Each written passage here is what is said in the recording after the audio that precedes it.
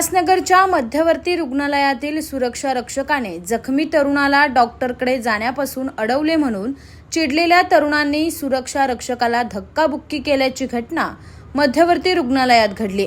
Ulhasnagar camp number 3 मधील मध्यवर्ती रुग्णालयाच्या अपघात विभागात एक जखमी तरुण त्याच्या मित्रांबरोबर आला होता।